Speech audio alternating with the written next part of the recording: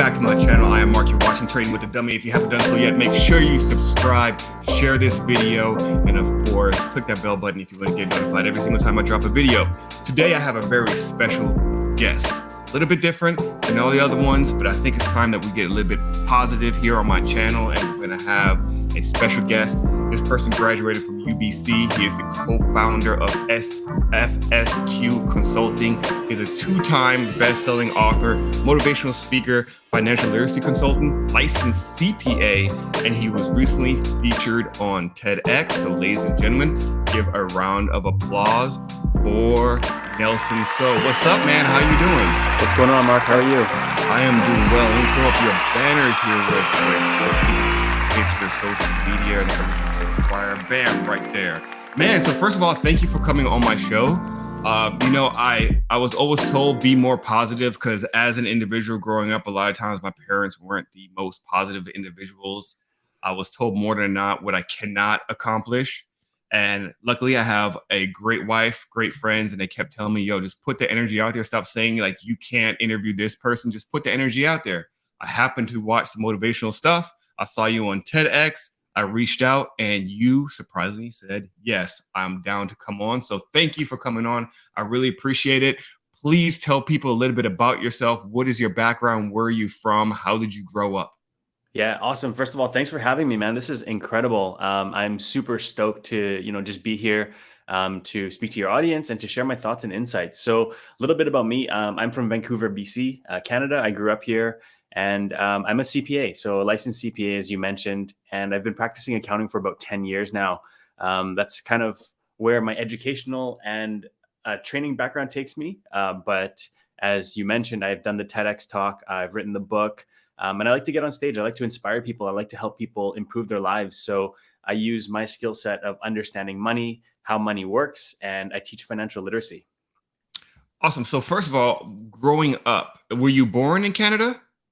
No, I'm actually born in Singapore, but I came here when I was like 1.5. So most people, I just tell them I'm from Canada. It's easier that way. Same way. I was born in Washington State. I grew up in Germany. So I'm from Germany. So Yeah, I totally get it. Do you have any siblings at all, or is it just you? Yeah, I got an older sister. Okay. And your family, what do they do for a living? So growing up, my family ran a restaurant. Oh, nice. Yeah, Okay. so we came here, ran a restaurant, had the restaurant life all my childhood, waiting tables, washing dishes, doing that kind of stuff, and helping out where I could. Yeah. And I'm assuming, did your family have to save up to buy this restaurant, or did it come from money? Like, how did that whole thing work with them establishing From a the restaurant? bottom, man, just from the ground up. Oh, and they just moved to Canada and then was like, we're going to start grinding it. We're going to open up our own business. And of course, Yeah. that whole, what I noticed?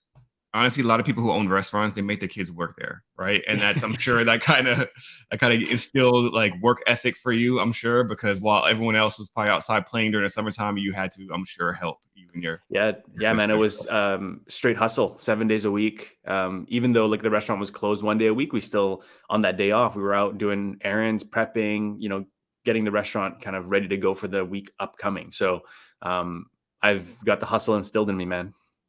And when you were growing up, was your family pretty open about the finances and how to run a restaurant, how to run a business and stuff? Or was it more just like, no, you just do this and we'll do the rest?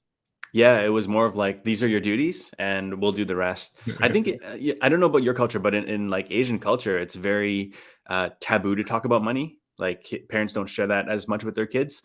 I think it's more of like, we got this, like you guys just do what you're supposed to do, like go to school or whatever you're doing, like go to work and we'll handle the rest. Yeah, no, it's exactly the same. My parents never ever spoke about money. Like honestly, if you're unfamiliar with my entire story, like I just started getting into investing and trading 2.5 years ago. Basically, when everyone online started getting into it, when everyone started popping up, because like it was never taught to me. It was never taught about like buying stocks. I was never taught anything when it came to financial literacy whatsoever. It was just I saw my parents work hard. I didn't see them a lot, and when I did see them, it's a lot of, I would say, like a lot of negativity within the household and stuff. So the sad part is like my dad and my mom retired maybe 2 years ago, and it was less than $80,000 that they retired with, which was very sad to see. because luckily my dad has like a retirement check that comes in every single month. But just seeing that they never even invested themselves, I told myself I want my kids to see differently, and I want to instill this financial literacy. And that's honestly how I also came across your channel as well. Um, well, enough about me. I'm just rambling. But at what point did you end up, I guess, learning about financial literacy? Was it when you were in high school? Was it in middle school? At what point did you decide that you want to kind of step into that field? Yeah, let me be honest with you, man. Like, let's get real here. They don't teach you this stuff in school, Yeah, right? they Like, don't. they don't teach you how to run. They teach you about money. They teach you what it is, but they don't teach you how to actually deal with it. So, as a CPA, I kind of mentioned it in my TED talk a little bit. They kind of assume you're good with money because you're an accountant. You're a CPA, you got to be good with money. But for me, the realization was similar to yours. When I was in my mid 20s, I was thinking about my future. I started thinking about retirement, and one day I was like, "Holy crap! If I don't actually do something about my money situation right now, I'm gonna have a pretty crappy retirement, like in terms of financially." Right, like I Mhm. won't have the funds to do the things that I want when I want, how I want. So then I started researching and started like talking to more people about money, and coming up from an upbringing where money was a little bit more like hush hush taboo, we don't talk about it. I started asking my friends like, "Hey, what do you guys do? Like, how do you guys prepare for retirement? What are you guys investing in? How do you do that?" And then my friends started giving me like answers that were all across the spectrum of like, "I don't do it," to like, "My dad's or my parents are investment bankers and they taught me the whole portfolio management thing." And I thought, you know what, there's got to be some sort of like middle ground where like the average person can just pick up and go and do. So then I just started reading books. I started researching like, how to invest, how to manage money, how do the wealthy do it? And then I just started following what they were doing. What was the first book that you read that got you into it? Rich Dad Poor Dad. Oh Which man, that's a great book. I feel like everyone started with that book yeah. first. Now I've heard stories that it was completely made up, but regardless, I feel like there's a lot of gems in that book, and it really will change your mindset. That was literally the first like financial literacy book that clicked with me. Besides Dave Ramsey, because Dave Ramsey is just like this is how you should Yeah. moving towards life. This is what you should invest into. But Rich Dad Poor Dad really resonated with me. So that I thought that book was great because it changes your perspective around money. Like when he talks about like the cash flow quadrant of like, buy assets before liabilities, make your assets make money for you. It just makes sense, right? And then you think like, why don't they teach you this in school? Like, why aren't they telling us how to make our money make money for us? Mhm. So yeah, that book was super pivotal in my like financial literacy journey as an individual. And I took the principles out of that and I start teaching that with my own kind of branding and flavor to other people and helping the next generation basically understand money at a young age. At what age did you start like getting into this finance space though? Was it in your early 20s? Was it in your late teens? It was probably in like my early 20s. Started learning a little bit more about it. Early to mid 20s, started learning more about it, and then started putting it into practice myself. Of like, okay, I'm going to start investing. I'm going to go and do it. So then when I go talk to people about it, I've actually done it, and I'm coming from experience, not just hearsay. Were your parents pretty supportive on this whole process for you? Uh, I don't know, like ish. Okay. So here's the thing, right? Like, um, our my parents, they or whatever, like our parents, they come from a background where the stock market is like a dangerous place. It's like gambling for them, right? Because they didn't understand it. Like there was no like ETFs, index funds, all that like risk um, diversification type of things, like portfolios that they could invest in. It was all like picking individual stocks. And you and I both know like how dangerous that could be if you don't know what you're doing. And I got to say, like, I have friends that are investment bankers, like out in New York and Wall Street, and they do all that stuff full time and they're experts at it. And they still tell me, like, they can't beat the index. So, like, if they're experts and they can't beat the index, what makes me think that, like, I'm an average Joe, that I could beat the index? So I just make it easy for myself and I just do investing like that way. Yeah. No, my parents were definitely the same way as well. They didn't understand that I wanted to get out the military because I was miserable. This wasn't what I wanted to do. I mean, literally for 15 years, I was trying different side hustles and different businesses. I always had like one foot out the door. And then finally, when I made that step, all my parents did was just talk about how much of a bad decision it was, and that the stock market is unstable, and that you could lose everything go to zero, and yet they've never invested. And that's like, but like you said, it's hard, right? It's not easy. You can't just pick random stocks and hope that maybe things will work out for you in the future. You have to pick quality stuff. You have to do the research. You have to study and everything. So, and I Yeah. think people miss that. They just assume that, hey, let me just go and throw money in whatever, and things will be fine. But that's not the case. Yeah, and I think a lot of what happens too is they'll ask their friends, right? Like, "Hey, like Mark, what do you invest in?" And you're like, "Oh, I invested in this company and I made this much money." And then now I'm thinking like, "Oh, maybe I should go and do that too." And I'll go throw a bunch of money into that. And you know what happens when the stock market goes up and down and you buy at the top and then you always end up selling at the bottom because you're scared, right? And then you lose money. And that's how people lose like large chunks of wealth. And that's where the stock market gets really dangerous. And I think people need to be aware of that. Yeah, that's why I want to bring you on, because you have a little bit more experience in this space, and I know a lot of people definitely are selling right now. Maybe just because today obviously is a good day. I see everything's going up, so most likely some people are going to sell for a loss, but they feel like they've kind of won in that situation because it did go up a little bit, and they're not as down as they were before. That being said, just to go back a little bit to your childhood, so growing up in an environment where your parents ran a restaurant, you're working at the restaurant, you're building this work ethic. Did your parents expect you and your sister to take over the restaurant? I don't know if there was that expectation, to be honest. I think it was just kind of like you guys go to school and do your thing, and hopefully you don't have to work as hard as we do. Oh, okay, that's surprising because I know most people, they're like, I want to pass this down to Pass you. it Do they down. still Yeah, have yeah. it? We do not. No, we got rid of that thing. Well, maybe like 15 years ago now. Okay, Yeah, yeah, all right. So you went to college. I saw that you went to UBC. yeah. Is that where you got your CPA So license? I And got, you got I, yeah, I got my bachelor's in accounting at UBC, and then the CPA is like after like a post secondary type thing, like a master's equivalent. but you knew immediately when you started this program, you were like, this is what I want to do. I want to be in accounting and finance and etc. I don't know, man. Like when I was growing up, my parents were like, "Oh, go be a doctor," right? Like we've heard that before. Like, go That's be a all everybody doctor. does. Yeah, yeah. And for me, I was kind of like, "Nah, I want to go to business school." Like, I'm not like super book smart. I'm not really into like chemistry, biology, like the science stuff. Um, so then I was like, "Hey, you know what? I'm going to go to business school." And the deal was, if you go to business school, you have to complete your degree, whatever your degree is. And I was like, okay, sure. So first 2 years, I'm doing this like general business studies. Third year, the university's like, okay, you got to pick like what you want to specialize in. So I'm like, oh, like crap, I don't know like what I want to do. So went out there, talked to a bunch of people, met a few CPAs, thought their life was pretty cool. I'm like, these guys make good money. Like they seem like they like what they do. Sure, why not? So I went into accounting, and then from there it was just like graduated, got my CPA, and here we are. Well, did you end up working for a company at all prior to starting your own, like being a co-founder of FSQ?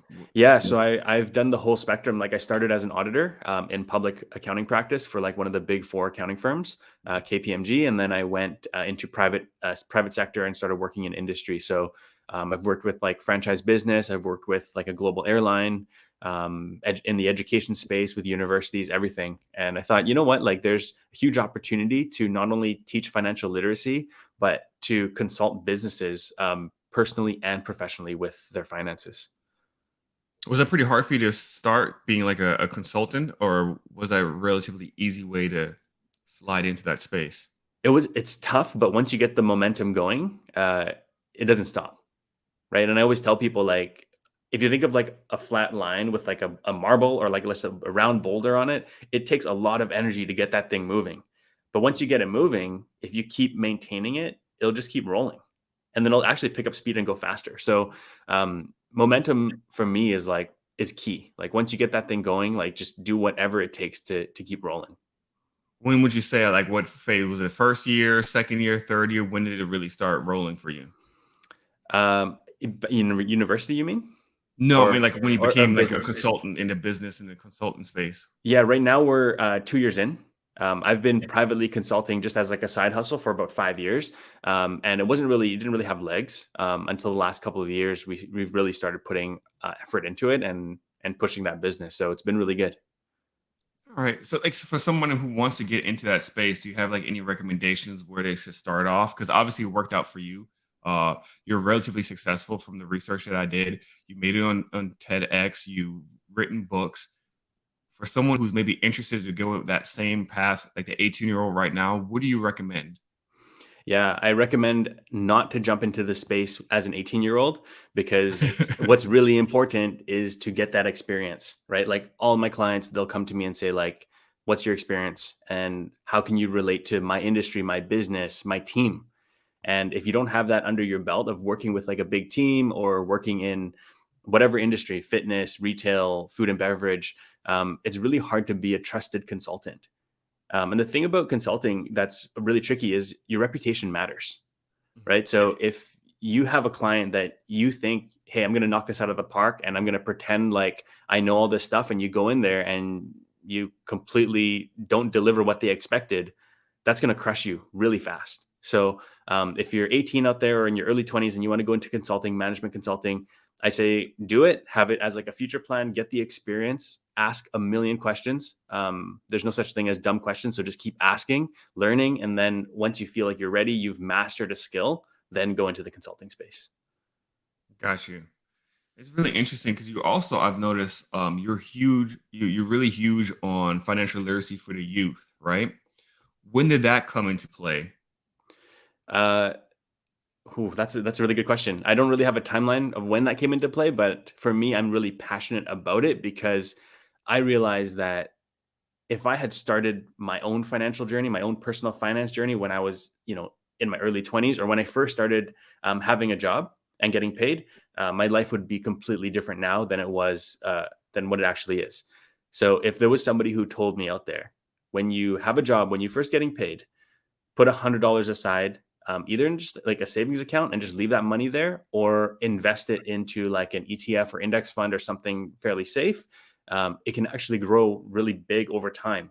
And as a teenager, as an early 20-year-old, like I was focused on different things. Like my priorities were in, cars and material things and stuff like that. And I wish that somebody had told me otherwise. And that's my goal right now, is to reach the next generation and teach them that there's a lot more out there if you really put in the work. Yeah, I think we've all been down that road, right? Materialistic things is Yeah. very important when you're young, especially when you have, because obviously you had a good job, getting the accounting degree and working for these companies. I'm sure they pay pretty well. So being young, I'm sure you were single during that time as well. Yeah. Yeah. Yeah, it's just, I mean, cars, partying, that's like the important things, right? That's right. And then Yeah. eventually, just at one point or another, it will click. Because I like one of my biggest regrets. Also, if I could just get in the DeLorean and go back in time, I lived in Vegas for my first 8 years of my military career, and Vegas is strip clubs, bars, and Yeah. casinos.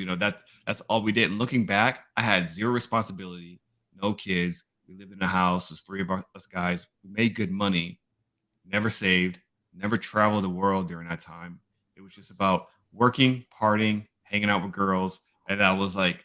And I just wish I was a little bit smarter back then. So the 20-year-old Mark could have been like, hey, when you turn 40, you might want to, start saving now and buying shares and investing in index fund, at least a savings account.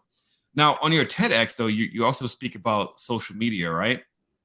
Yes, Do you sir. Yeah. think do you think that like right now, especially since the pandemic, because that's at least maybe that's the when I first became aware of the financial literacy space, because obviously I have a YouTube channel as well that's all about the financial literacy space. But that's when things really started popping off for me, at least. And I also noticed that just the algorithm in general was showing me type of content like that. The social media, like you get rich real quick by doing X, Y, and Z. Yeah. Do you think that's it's become somewhat of a detriment to younger kids now moving forward? Absolutely. I think that younger generation goes into social media looking at like the highlight reel of other people's lives, right? Like, oh, look at my friend's got this car, this purse, this watch. They're going on this vacation. And then you're just keeping up with the Joneses, right? Like you just want to be as cool as them and have like the life that they have. But you don't know like these people who are out there, like in Vancouver, everywhere you look, there's luxury vehicles. Like every other car is a Mercedes, BMW, Porsche. And it's like getting more rare to see like a Honda, Toyota, Acura around here. Um, so I think it's really important that the younger generation understands that social media is not always real. And I think that you need to also understand that people who buy these cars are probably going into debt. They might be going into debt to service them. And this is something that nobody teaches you, again, because it's all like flashy on social media. Look at what I have. Look at me. Um, So I think it's a great tool if it's used the right way. But I think the awareness piece needs to be there so kids don't go down the wrong path. Yeah, I heard you on another podcast, or maybe it was an interview. You were with three other guys or two other guys and then the host. But you guys were talking about the fact that slow and steady is okay, right? You need to, we're so inundated, like you said, with flashy cars, materialistic things, everyone telling you that you don't need a 9 to 5 anymore. Why work? You can work for yourself. You can trade. You can do this. You can do that. You can sell stuff on eBay and become a millionaire.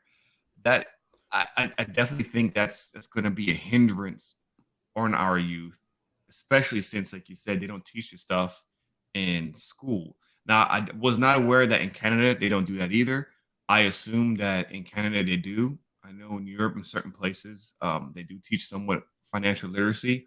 But do you think that now, are you doing anything? Like, is there any groups or organizations that you're aware of that are trying to push that into the curriculum in schools? I don't know if they're trying to push it into the curriculum. I think it already exists in the curriculum, but it might not be mandatory. And I think the problem is that like the people that are teaching it might not actually understand financial literacy themselves, and that's the truth, right? Like if you have, I'm not trying to hate on teachers, but if you have like a math teacher that doesn't have their money together trying to teach financial literacy, like it's not gonna work.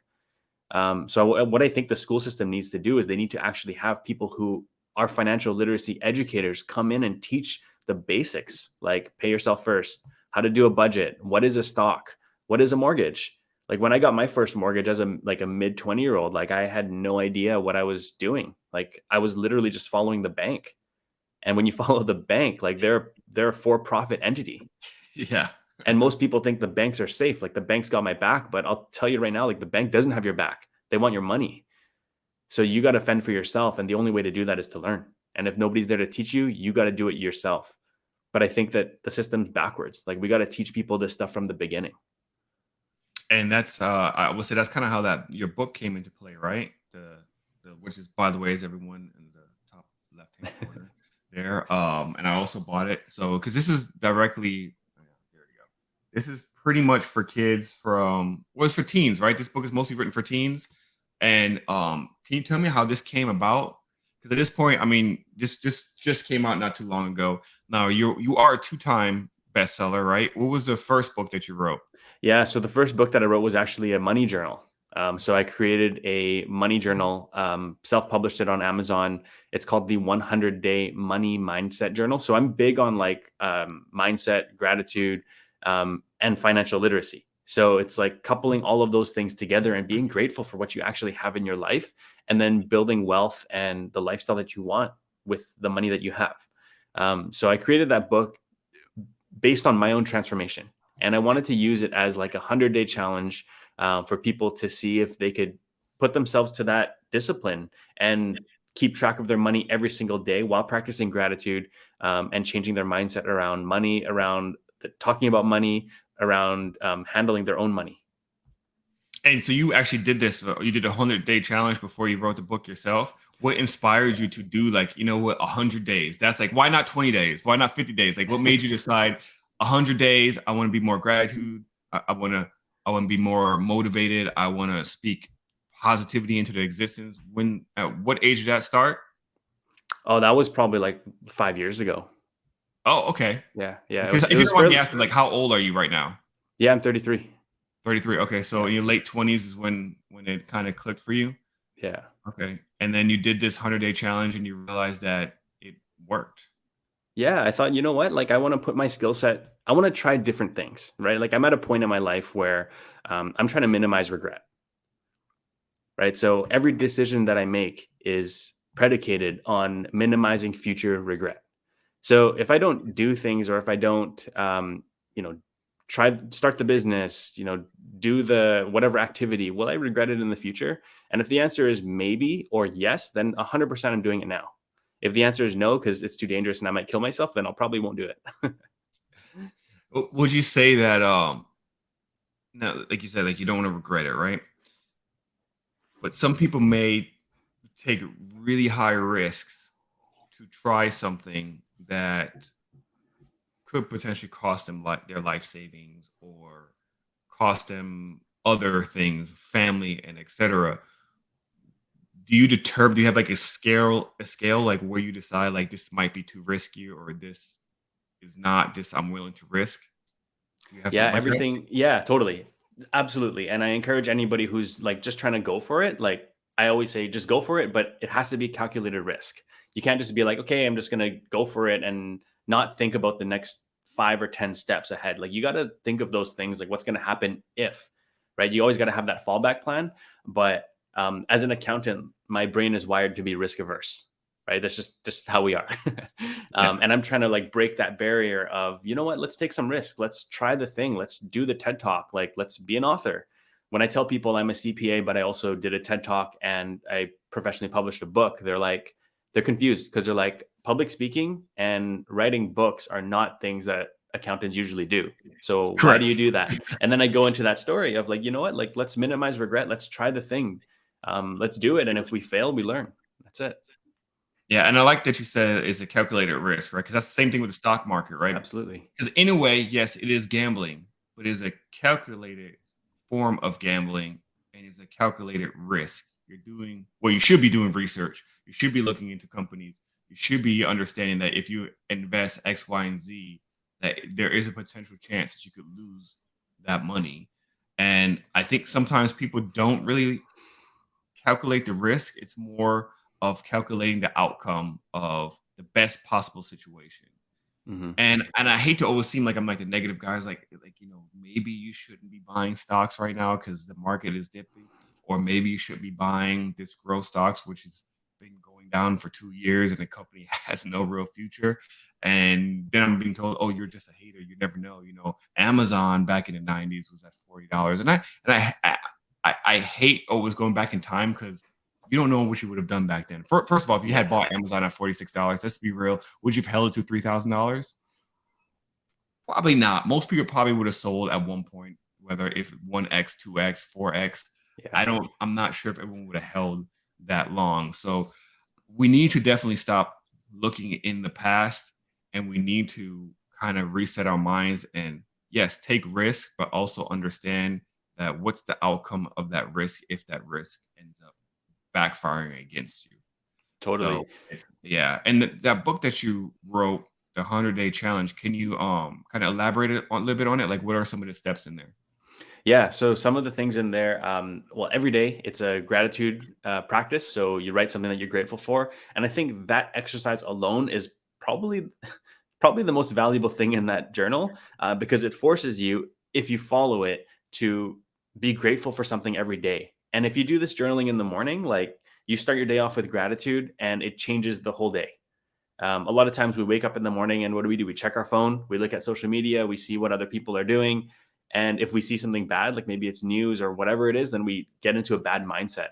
But at the beginning of the day, before you do any of that, if you just practice gratitude, it could be just like sitting down and thinking about something. It doesn't necessarily have to be writing in the journal. It puts you in a completely different mindset. So I think that habit building of gratitude is probably the most beneficial thing you can gain out of this 100-day money mindset journal. But it also forces you to look at other things like your budget, your bank account, expenses going in and out every day. And it forces you to be on top of your game financially. Some of my clients, they tell me like, Nelson, I'm scared to open my bank account. I don't want to know what my credit card bill is. And in my head, I'm like, I'm having this like internal like mind implosion going like, oh my God, like if you can't even open your bank account, like how do you expect to have financial independence or financial freedom in the future when your credit card's racking up 19.99% annual interest? Like that's backwards, the wrong way to use compound interest. Yeah, I I definitely need to stop checking my phone right when I work up because there was a time where I didn't do that. I would take about 15 minutes to disconnect in the morning and just relax, think, drink my tea or coffee, and just have like a moment of silence and really appreciate the fact of what I have. Do you feel like in today's society that a lot of times we don't appreciate the things that we have and that we don't show any gratitude whatsoever? We're so privileged, to be in North America and to have the things that we have and the opportunities that we have. Um, I think a lot of it gets overlooked and it's definitely taken for granted. Sometimes I step back, like when my friends are going through tough times, I just ask them, like, what are you grateful for? Maybe you just broke up with your partner, or, business is going sideways, or you failed a test, or whatever it is, right? And they say, what are you grateful for? And a lot of times, like, people just stare at me blankly and they're like, I don't know, I'm going through this really tough time in my life right now. I have nothing to be grateful for. And then I take them a step back and I say, well, you know what? Look outside. Like, you got fresh air. Look in front of you. You got clean water, right? Like, what's there not to be grateful for? You have food, right? So if you bring it all the way down to the bare basics, like, there's something to be grateful for every day. And I think that that's such a powerful thing that everybody needs to do. Did you travel the world? I have traveled. Yes. Okay, so you've seen the other side of things. Yes. I noticed people like yourself and myself, because I went to Iraq and stuff, and definitely travel. You see how privileged we are here. Yes. I definitely, especially in the news again, right? Because I don't know if it's like a North American thing or if it's just a Westernized thing. Negativity sells, right? And when you turn on the news, there's never anything positive. It's always negative. Negativity, negativity, negativity. You go on YouTube, for example, even on on my YouTube channel, sometimes I have to put clickbaitish titles that sound negative because I know that people will click on that versus a title that's more positive. But the message is typically always positive. But I don't know what it is with our current society, but we are not grateful about anything anymore. Even, and this sounds terrible, and I don't want to rub anyone the wrong way, but even probably the poorest person in America or in Canada is probably still better off than majority of the people throughout the world. And if we kind of step back and kind of really look at the bigger picture of things, like even if you're in a 1 bedroom or 2 bedroom apartment, you're living better than most people. And you should find gratitude in that space and not just constantly feel depressed or like you have no opportunities or life can't go on because like you said, your girlfriend broke up with you. There's always going to be something next Mhm. there. And I feel like some people just have a hard time building resilience. That's the best way to describe it. Like they don't have that resiliency anymore. And I don't know if it's just where society is moving to, if the way how parents are raising their kids. I don't know what it is. What's your thoughts on that? Since you do spend a lot of time with the youth, what do you think the disconnect is? Actually, before I get into that, I just want to say thank you for your service. I should have said that earlier when you Oh no, mentioned it. no, Man, no that's problem. awesome. Thanks. That's amazing. That's incredible. Um, in our youth, I think the fact that we have access to so much, like if you think, let's like backtrack, 20, 30 years before there was like social media and internet and whatever, like internet was readily available, like on your smartphone. Um, we weren't able to see what was going on the other side of the world. We weren't able to see what was happening with like the super rich luxury lifestyle. And I think that now uh, in our society, because we have access to all those things, we have Instagram, we have TikTok, we have Facebook, whatever social media people use, we're able to easily see like, hey, look at this guy out in I don't know, Dubai, and he has this like Bentley and it looks amazing. And we're able to easily access like celebrities and professional athletes and see what their lives are like. We take for granted what we have because we always want more. And when we want more, we forget what we actually have. And I think that's the biggest disconnect. Do you feel like if you end up actually getting somewhere, right? Well, because I'm notorious for this, for example, I will achieve X, Y, and Z goal, but then I'm going to always want more. There's a driving factor that keeps me motivated to keep going. And I understand what you're saying, where it's like we see all these rich people in Dubai or Florida or Canada, wherever, showing off. And again, like you said, most of it is pretty much lies, anyways. But do you think that there needs man, what's the best way for me to describe this? It's strange. I have a friend, for example. He sees me grinding all the time. He's like, "Dude, you never relax. You're always doing something on a computer, working, trying to start a business, or talking to people, helping people." He's like, "Why can't you just relax and just chill?" I'm like, "I don't know. I'm just not operating that way." I was like, "But you say you want to start a business, but you rather come home and watch Netflix." And he's Yeah, like, well, he's in the military, by the way. And sure. he's like, "Well, it's like I enjoy this. Like I do my 9 to 5. I'm content where I'm at. It's like, I understand that, but at the same time, you're also complaining, talking about, I want to start this business, but you're really not working on this business. So there's like the two extremes, right? There's the one who can never relax, and then there's the one who's content. Do you have any suggestions on people how they can balance the two worlds? Because I still haven't to this day. Like, it's really hard. I'm a huge movie buff. The only way I can really disconnect is if I go to the theater, because you can't have your phone on you or your computer because it's just rude. Yeah, that's a good question. I think you got to find a balance, right? Like for me, like my escape is going to the gym, like that 60 minutes a day. I do it every day. I think people in the fitness industry, they always hound on me. They're like, rest days, rest days. I'm like, listen, I don't train hard every single day where I'm like pushing my max. Some days are active rest days. Like I'll go for a long walk, or I'll just go for a light jog and just hang out, right? And just do my thing. And that time is like my R&R, my rest and recovery. And it's kind of ironic because like I'm working out, but it's like my rest time. But it's resting my brain because I'm not staring at the screens. I'm not staring at the computer. And everyone's got their own, right? So if yours is watching movies, like maybe watch shorter movies, not the 2.5 hour Marvel. Yeah. But I think for the people that want to do something, but don't have the motivation or drive to do it, tells me that they just don't want to do it bad enough. So if you're choosing Netflix or, chilling at the spa for a whole Saturday, but you want the lifestyle that doesn't allow for chilling at the spa while you're building your business, then you got your priorities in the wrong way.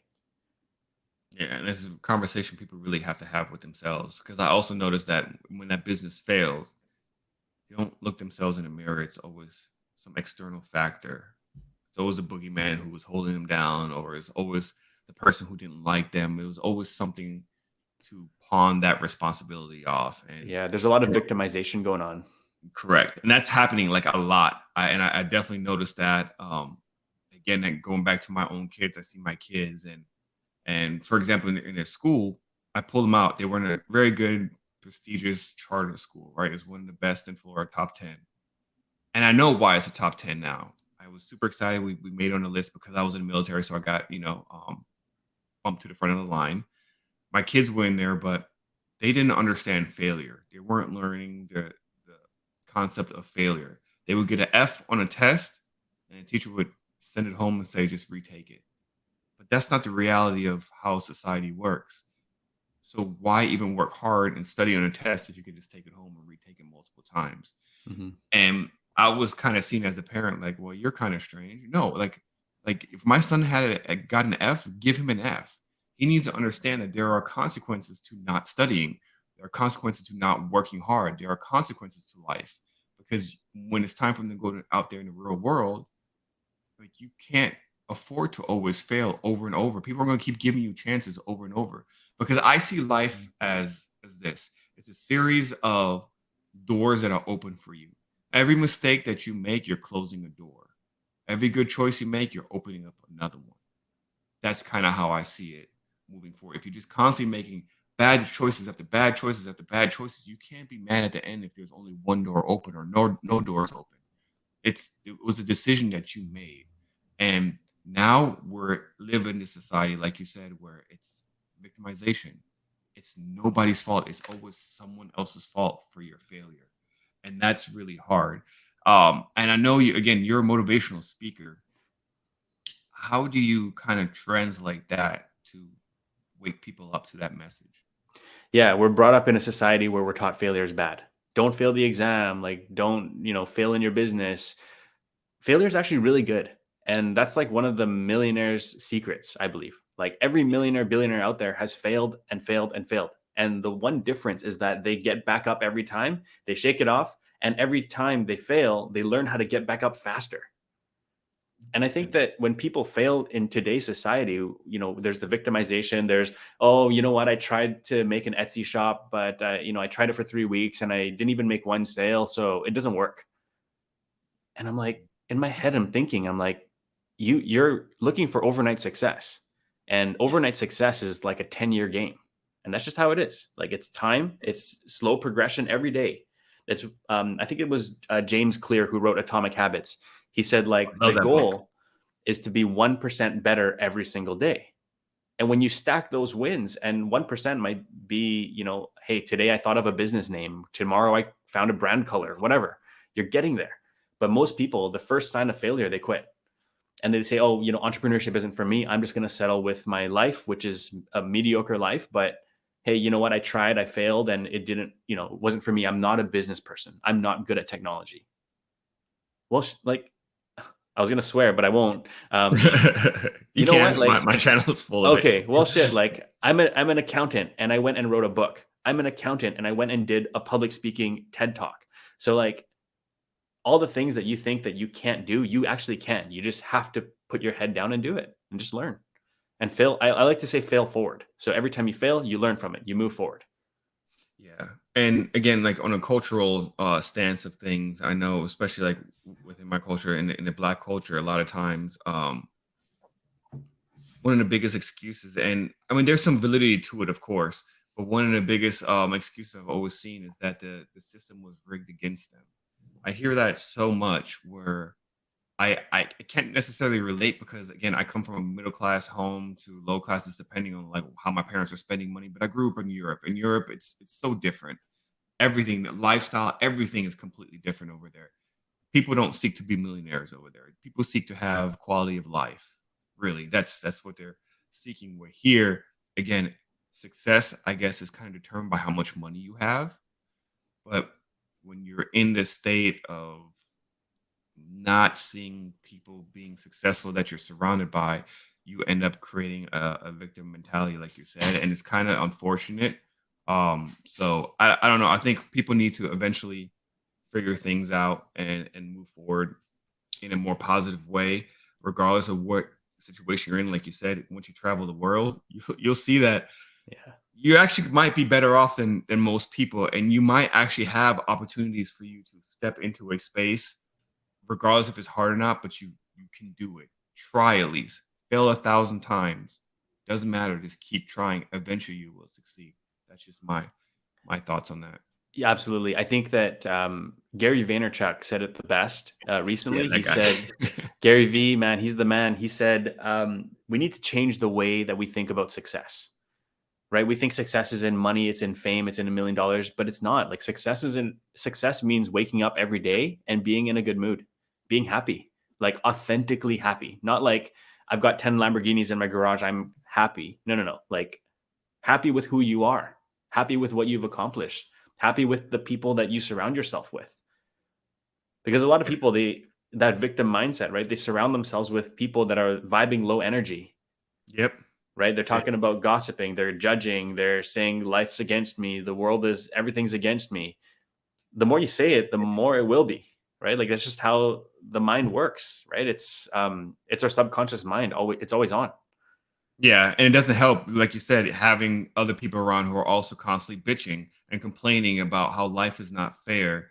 You're not going to succeed if you just hang around with those same people. And unfortunately, I had to have this same hard conversation with my teenage son, for example, who I was explaining that sometimes you have to distance yourself from the people that you think are your friends. They may be your friends, but what type of life are they offering, or like what type of value are they offering to you in your life? Realistically, think about it. Do they add any value? If they don't add any value in your life, why do you hang out with them? And I know the response could be like, well, I'm adding value into their life. I understand, but it should be like a reciprocal relationship. Value exchange. Value exchange there. And if it's not, if it's just always someone who's just always negative, always pulling you down, never believing in anything, it's going to turn you into a negative person as well. I have a guy that I worked with who in the military, always negative, and I still talk to him to this day, but I swear I don't reach out to him often. But every time I get a text message from him, I know I'm like, it's something negative. This guy lives in a negative space, and it always is. Never positive. And then when I try to help him and tell him, hey, we could do this. Oh, well, I already tried. That didn't work. You can't help people like that sometimes. Yeah. People have to eventually, there's something that they have to do within themselves where it needs to click for them really to change the way they move forward in life. I do see you on Instagram. You, like you said, you're huge on self-help, fitness. So tell me about your fitness journey, just in general. I mean, you have a really busy schedule. You're an entrepreneur. You run a business. You're an author. Are you writing on any new books right now? Yeah, so I'm working on my next book. It's going to be a financial literacy. I like to call it a handbook. It's still percolating in my mind of kind of what the content will be. But I already have this vision of what the end product will be. So financial literacy book will be coming hopefully next year. Is kind of like the timeline for that. And in terms of fitness journey, like I've been training since I was like a teenager. I played sports growing up, something I really love to do. If you have kids and you're listening to this, like team sports are the way to go. Teaches kids how to work together. It teaches leadership. It teaches like team bonding, everything, right? So team sports really helped me develop as an adult. And I've just taken my, I guess, athletic and enjoyment for athletic stuff and moved it into the gym. Yeah, because I love your workout stuff. Because I didn't realize how in shape you were until I saw your Instagram videos. I'm like, man, I need to really step it up because I also go to the gym every single day. Not gonna lie, sometimes my workouts are good. Sometimes I probably spend more time on my phone texting and responding back to people, which I need to stop. But with the fact that you have your hands in so many different areas, like how do you really manage your time? Yeah, it's a good question. Get asked that a lot. Google Calendar is my is my go-to. Everything goes in the calendar from my workout time. So I'll schedule a recurring calendar event for workouts. Usually I train like 5:30 to 6:30 in the evenings after the workday. Um, Sometimes I'll schedule like a 30-minute walk in the morning just to get outside, get fresh air, if my schedule allows for it. But yeah, everything goes in the calendar. Are you in a relationship? Are you married? Do you have Relationship. Yeah. You are okay. So is she kind of on the same level as you are? In terms of Like with the grind, the hustle, the scheduling, everything. Do you also like schedule time together? yes. So if she's like, "Hey, we're gonna have dinner with friends on this day," I'm like, "Yeah, it's in the put it in the calendar," and then I'll like invite her on the calendar invite, so it's in her calendar, so she has no excuse to be like, "Oh, we're late" or "I forgot." And if it's not in my calendar, honestly, it will probably not get done if it's not in my calendar. So everything goes in there. Yeah, time management is definitely one of the huge key factors in pretty much almost every successful person's story that I've listened to or read about. I'm trying to implement that in my lifestyle as well because sometimes I have ADHD. I'm working on this and then I'm working on that and I'm working on this. So definitely having a calendar set up will probably get me a little bit more focused. And I suggest people do that. But just on like a typical day, can you like describe like what's your schedule like on a typical day? Yeah, the spectrum is huge. Like sometimes I'll be, filming podcast, or I'll just be writing content, and I'll like batch content, or I'll be working on my businesses. I'll be working with clients, like client facing. So every day is a little bit different.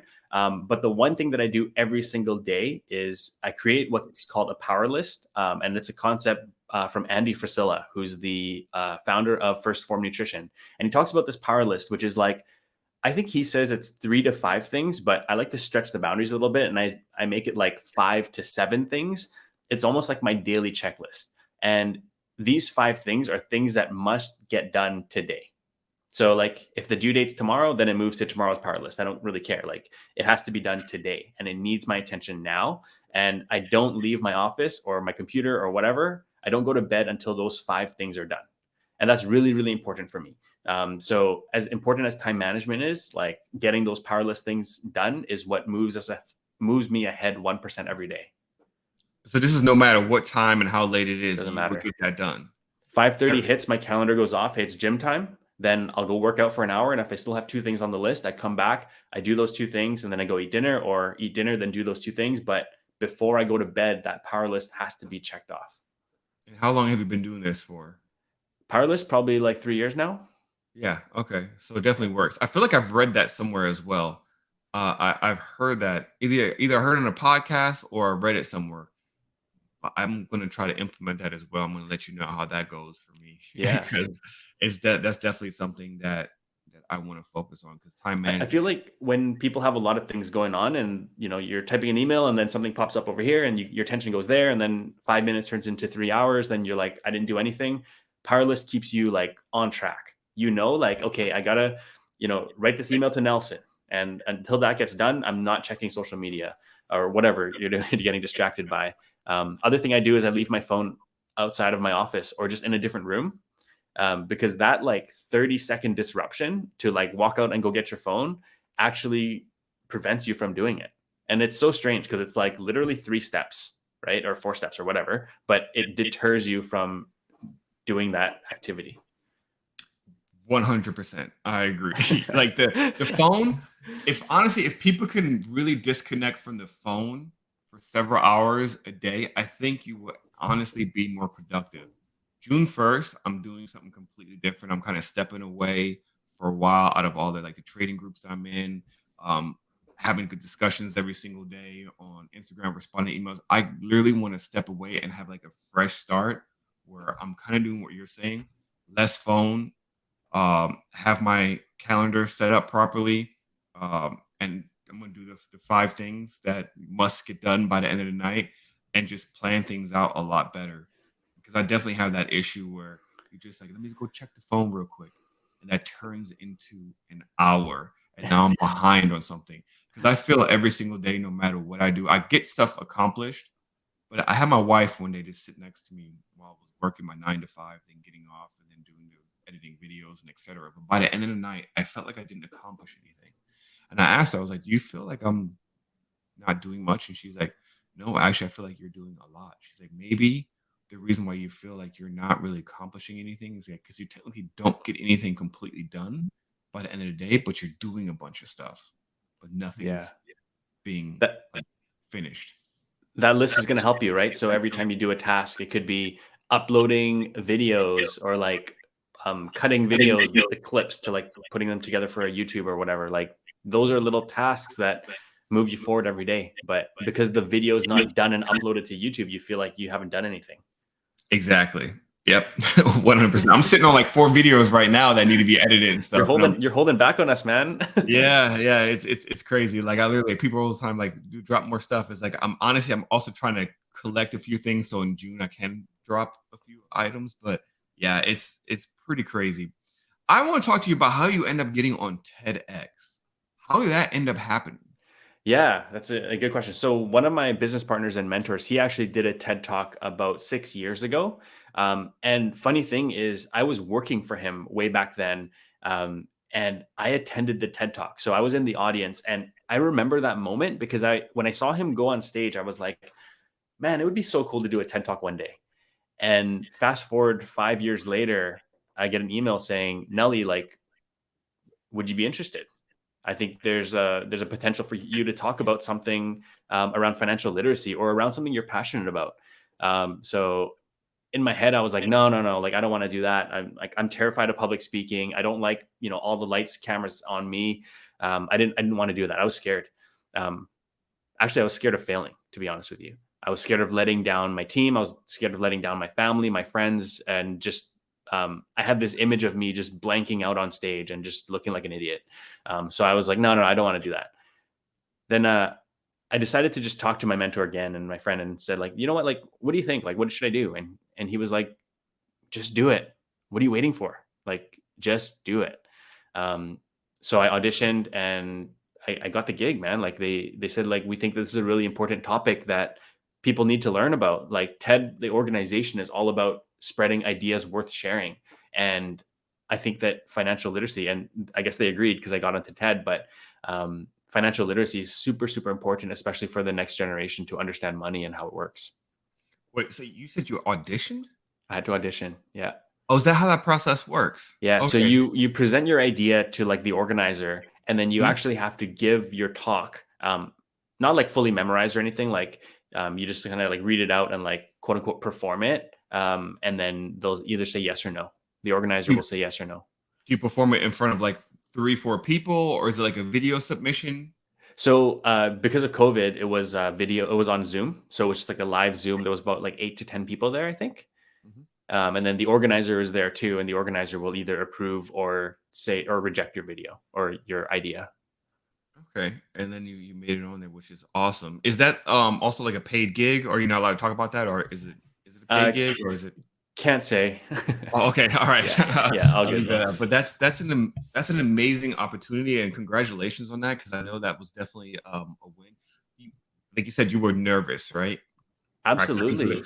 So, Yeah, like it right? 13 minutes on stage took over 300 hours of practice.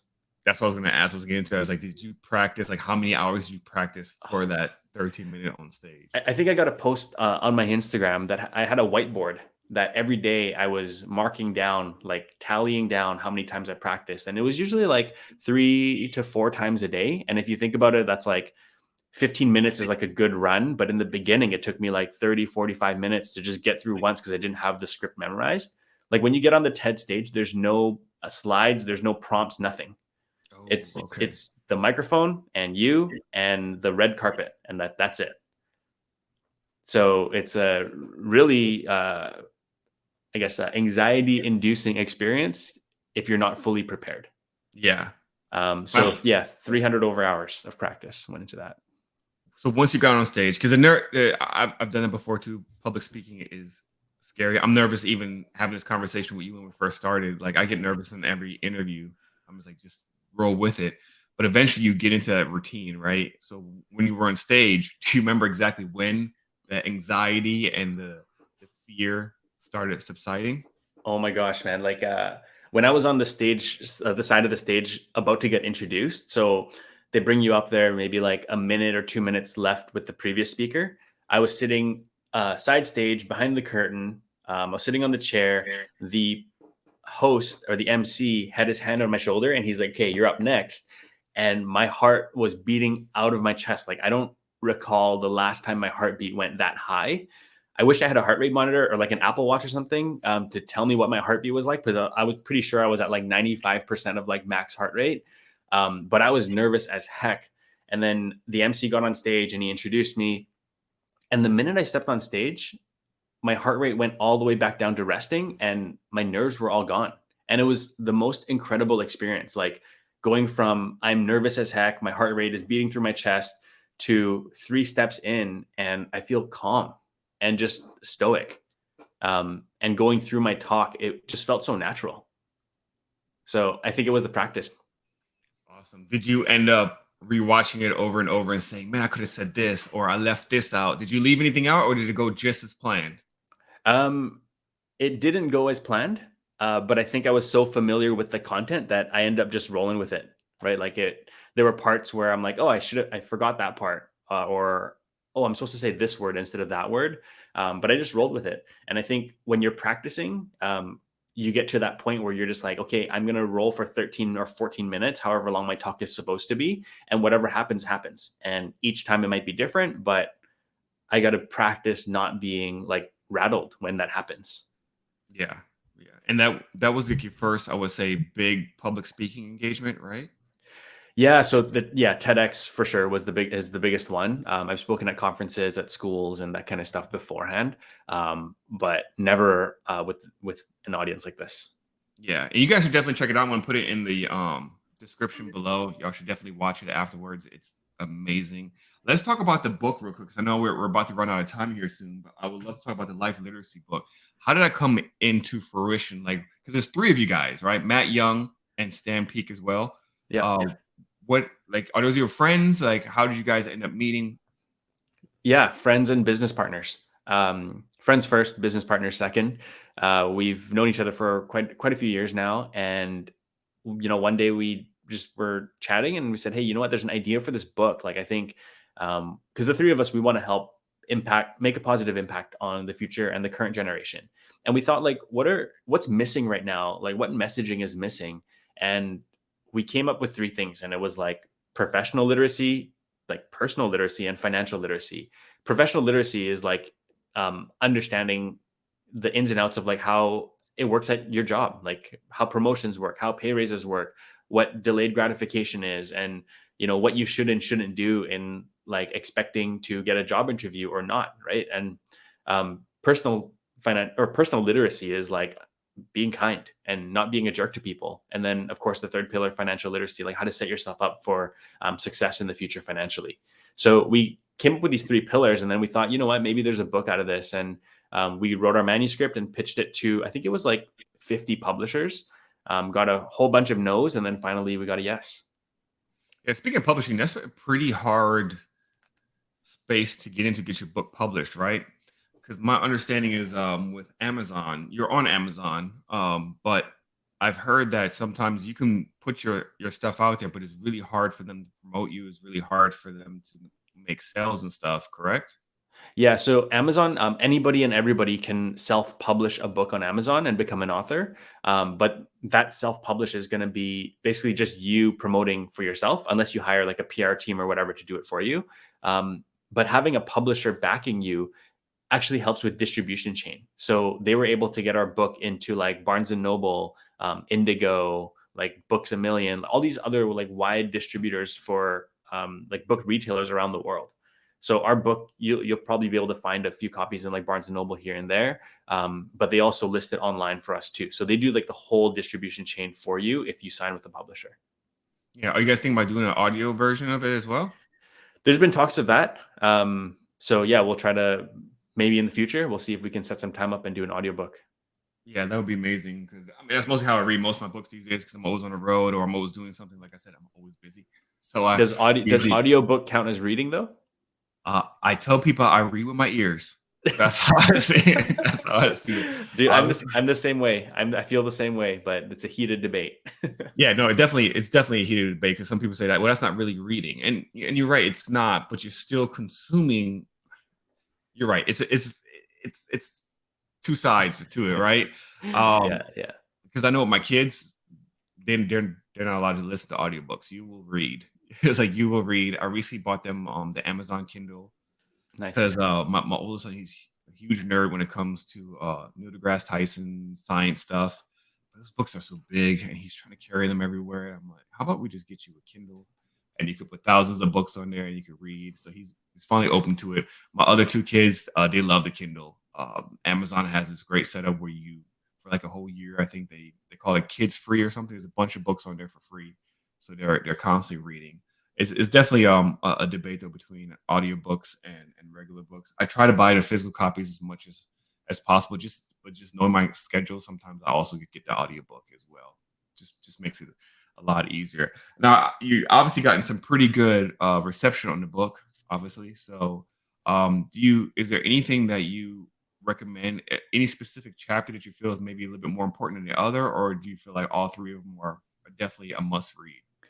I think that it's not a super long book, so I think people could get through it. But if I would point anybody to anything, it would be the chapter on money and financial literacy. I think that that's the feedback that I've received from it, from people who have read it and reviewed it, to me personally, has been like, we want more of this like financial literacy stuff, because what you taught in the book is like the basics of what everybody needs to succeed financially in life. Whether you make, $40,000 a year or $400,000 a year, it doesn't matter. Like, these are the basic principles that everybody needs to do. So personally, I believe, non-biased, of course, Yeah. that the financial literacy piece is more important. But if you ask my co-authors, they'd say otherwise. Yeah, no, it's I'm definitely gonna read it. I'm excited. I'm gonna let you know what I think. I'm Thank very you. upfront, so I'm not a type of person that will just tell you it's good just because I got to know you, whatnot. I'll tell you how I really feel about the book. So I'm super Yeah, excited. let me know what you would like to see more of. Like, I'm always Yeah, interested to hear, not the good stuff, because everybody can tell you the good stuff, but right. Yeah, tell me what's missing and how we can improve the next one. yeah. So what's your plans moving forward now? With you've been on TEDx, you wrote two books, your third one on the way soon. You're a motivational speaker. You're all about building wealth. You do financial literacy courses. You have a course too, correct? You want to talk about I that? do. I have a basic course right now. I'm going to be launching another one later this year. So it'll be a more in-depth financial literacy course to teach the basics around money, how everybody and anybody at any level can just take the course and improve their financial situation. Yes, and I saw it. It's for 19.99, but on sale right now for 9.99. Correct? Appreciate you, Mark. Thank you. Yeah, yeah. I saw that because I was like, oh, okay, he's got a course. Let me see how much it's going to cost. I thought it was going to be several $100s. Nope, it's pretty affordable for anybody and everyone to be able to afford to learn What about I it. what I would like to do though, for your viewers, is give a coupon code for them to take the course for free. For the first, I think I can do 100. So whoever wants to check out the course, we'll link it. I'll give you a coupon code. You can use that, and course is yours. Just let me know what you think, and I hope that it helps you. Oh, awesome. Thank you, man. I really, really appreciate it. And before I let you go, You seem like you're living for a purpose, right? You have a purpose. Um, what would be your definition of someone living with a purpose? That's a really, really good question. It's a tough one. My purpose, it's taken me a long time to find it, but I think I finally found it, and it's to impact the millions of people out there, to help people become more financially literate, to improve your lives personally, professionally, and financially. So that's my mission. I hope to do it through the TEDx talks, the books, through the social media, and eventually we'll be launching my own podcast, perhaps a YouTube channel, just to talk more about mindset, self-help, personal growth, development, and just helping to spread the positive vibes out there. Awesome. And then before I let you go, can you give me the 5 books that you recommend people read? Ooh, good question. So, Rich Dad Poor Dad, number one, if you want to get into changing the way you think about money. Number two, if you really like that one and you really want to dig into money, there's a book called Money Master the Game by Tony Robbins. It's a beast. It's like 700 pages, but if you read that book, you'll get a way better understanding of money and investing and how you can create financial freedom for yourself. Atomic Habits is a great one. It teaches you habit building, getting out of negative habit loops, and how to create positive habit loops so you can move towards your goals. Um, if you're into biographies, I would recommend Can't Hurt Me by David Goggins. And Mark, this might be one that you may have checked out. It's I one am that I've very read probably. familiar with David Goggins. That guy, bro. Wow. Yeah. Yeah, I think I've read Can't Hurt Me like 3 or 4 times. And how I actually found out about David Goggins was through the 5th book that I'll recommend, which is more of a fun read, but it's also in the personal growth and development space. It's called Living with a Seal. It's by an entrepreneur named Jesse Itzler. And the story is that he lives in New York City and decided to go do this like 24-hour relay marathon thing, where you run around like a track, and it's for 24 hours. You tag your buddies in, you have a team, you camp out there. So he went and did this marathon or this relay. And when he showed up, there was this one guy just sitting on a lawn chair with like a bottle of water. And I think he had like a pack of saltine crackers. And Jesse shows up with his team. They've got like their camper, they've got like their tailgate, they've got their air mattress, everything. And then this guy shows up, and it's David Goggins, and he's running this 24-hour marathon by himself. And he's got like no food, nothing. He's just got a bag of crackers. And Jesse's like, I need that guy to come live with me, and I need that guy to train me. So he somehow convinces Goggins to live with him for 30 days and basically lives the Goggins lifestyle for 30 days. And he tells his story in Living with a Seal. So if you want to check that out, I think it's a really good read. And it taught me who David Goggins was. And then I found out about his story. Can't Hurt Me, Bulletproof Mindset. Yeah, you guys are going to love it. Yeah, that's amazing. Yeah, David Goggins, man, he's wired differently. It's crazy. Like if you think that you have, I don't think anybody can outwork him, to be honest. And just how motivated that guy is. Even like The Rock, I love The Rock, right? I think he's like one of the most positive celebrities out there. Like him and Kevin Hart, because I like the message they're always putting out there. Don't know them personally or anything, but I know that Not The Rock, yet. yeah, not yet, but I Not will. yet. I actually met The Rock years ago when he was in wrestling. Wasn't the greatest experience, but I think he was in character still. So it was one of those. He was playing a bad guy, but that guy is super motivated, and he works hard, and you see it, and that's like very inspiring. But David Goggins, I think, even beats The Rock, because that guy just nonstop. Great books that you recommended there. Again, everyone, make sure you check out and buy Life Literacy. And what's the name of your first book as well? I'm gonna It's put both the there. it's the 100-day money mindset journal. Yeah, we should come up with like a hashtag or something so people can start putting hashtags out there and Hashtag, repost. Yeah, hashtag life literacy. there you go. And the other one too, the 100-day challenge one. So everyone, remember, make sure you go. Man, this is what I hate about it, green screen. There you go. Make sure y'all check it out, buy it, purchase it, especially if you have a teenager. I'm gonna read it first, and I'm gonna pass it on to my kids, force them to read it with their eyes, not their ears. It's not out yet. But again, yo, Nelson, thank you so much for coming on my channel. I really appreciate it. I know I have a small channel, but I really appreciate the fact that you came on. And everyone, check him out on TEDx. And do you have any last words before I let you go? Yeah, I would just say to anybody out there that's listening, like life is short, man. Like time is short. You know, we're always focused on like money, money, money, but between time and money, there's only one that you can earn back. That's money. time you'll never earn back. So if you're thinking about the business, if you want to ask out your gym crush, if you want to, I don't know, do the thing, start whatever activity, hobby, like go and do it. If you fail, like I said earlier in the podcast, like fail forward, right? Learn from it, pick up the pieces and just move on to the next one, because every time you evolve, you're getting closer to your goals and your dreams. So I just hope that you guys chase your passion, chase what makes you happy, and you live life to the fullest. Yeah, but everything he just said, that also applies when you're investing in the stock market, whether you're trying to be an investor or a trader. It really does. Because I know a lot of us right now feel like we're a failure because the market's been going down and your portfolio is going down, or you've been a trader for 2 years and you haven't been successful at it. It's a grind. Just keep pushing forward. Again, failure is part of life, and you will definitely overcome it if you stick to it, because that's just how things really pan out in the end of the day. So again, thank you, Nelson. I appreciate it. Everyone, make sure you subscribe to my channel. Make sure you follow Nelson on Instagram. You said you're on TikTok as well, right? I'm on TikTok, I'm on Instagram, I'm on Twitter. Those are my three kind of main platforms to reach me. So shoot me a message. Let me know what you like, what you didn't like. I'm always looking to improve and love to hear from you guys. Appreciate it. Thank you. Thank you, Mark. Appreciate you, man.